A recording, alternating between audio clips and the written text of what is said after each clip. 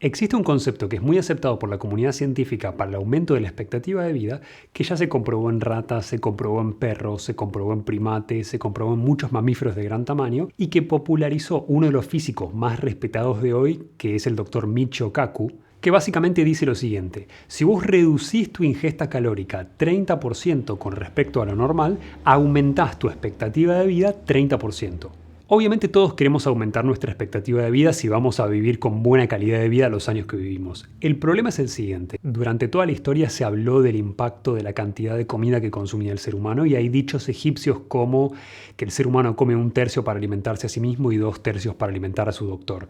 El punto más allá del chiste, el punto más allá de esto es que el impacto que tiene en nuestro organismo bajar la cantidad de calorías, si bien puede alargar nuestra expectativa de vida, también reduce la velocidad a la que funciona nuestro metabolismo.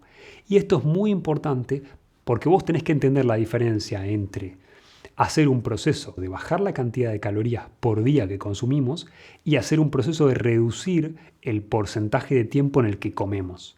Son impactos completamente diferentes y te voy a mostrar por qué.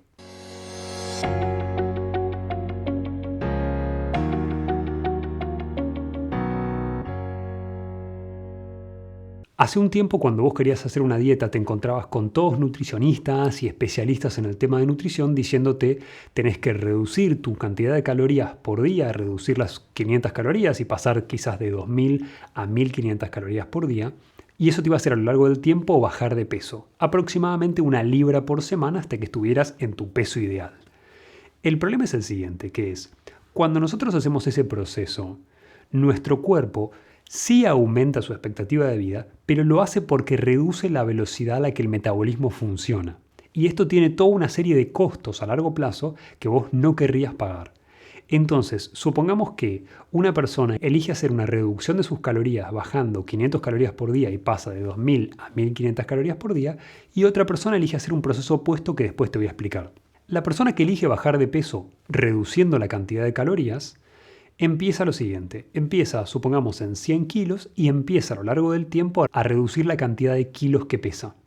El problema es que tu cuerpo, frente a esta reducción de calorías, como te decía, baja el metabolismo, interpreta que vos no tenés comida en el ambiente en el que estás y decide eliminar los tejidos que más cantidad de calorías por minuto gastan, ergo el músculo, y quedarse con los tejidos que menos calorías por minuto gastan, ergo la grasa.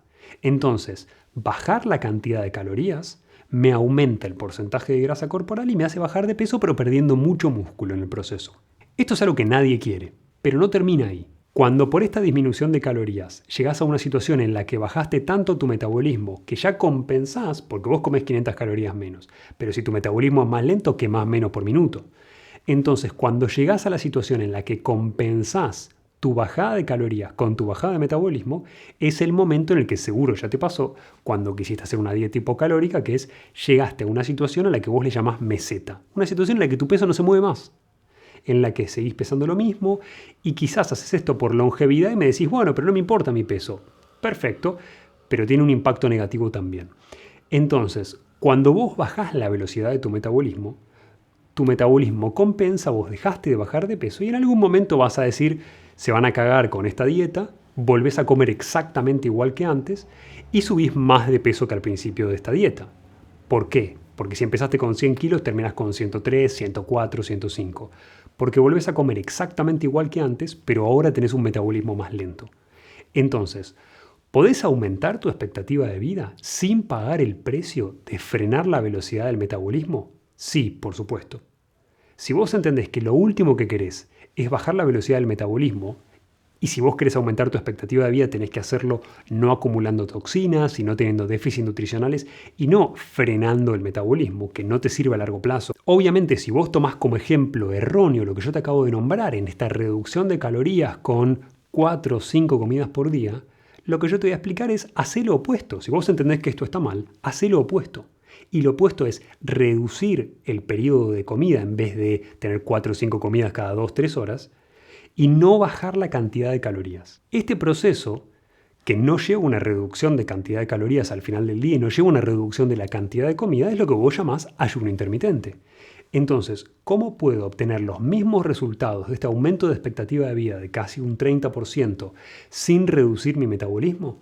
Muy simple, lo que hago es reducir al 30% el tiempo que yo voy a comer.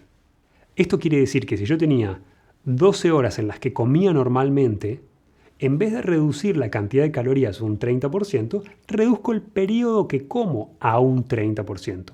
Y si venía comiendo en 12 horas, como en 4 horas toda la comida del día. En ese caso estarías haciendo un ayuno de 20 horas y harías 4 horas de comida. Ese proceso te va a dar el mismo resultado que disminuir la cantidad de calorías 30% sin tener el impacto negativo de la bajada del metabolismo, pero obteniendo los beneficios de la longevidad. Este es un proceso además que también podés sumar al que viste en el video de las depuraciones para bajar la cantidad de toxinas. ¿Por qué? Porque si yo tengo en ayuno intermitente un proceso de eliminación de toxinas a través de un mecanismo que se llama autofagia, en el que tus células agarran a las proteínas viejas que ya no les sirven y las reciclan y las transforman en energía. El problema es que este proceso solo pasa a partir de las 16 horas de ayuno. Entonces, si yo hago 20 horas de ayuno, tengo 4 horas todos los días en la que mis células están transformando proteínas viejas en energía y las están reciclando. Utiliza este consejo junto con el mecanismo de depuraciones para aumentar tu expectativa de vida y aumentar tu expectativa de salud durante el tiempo que estás vivo, pudiendo obtener lo mejor de los dos mundos, lo mejor del impacto del aumento de la longevidad, sin pagar el precio del impacto negativo de la bajada del metabolismo.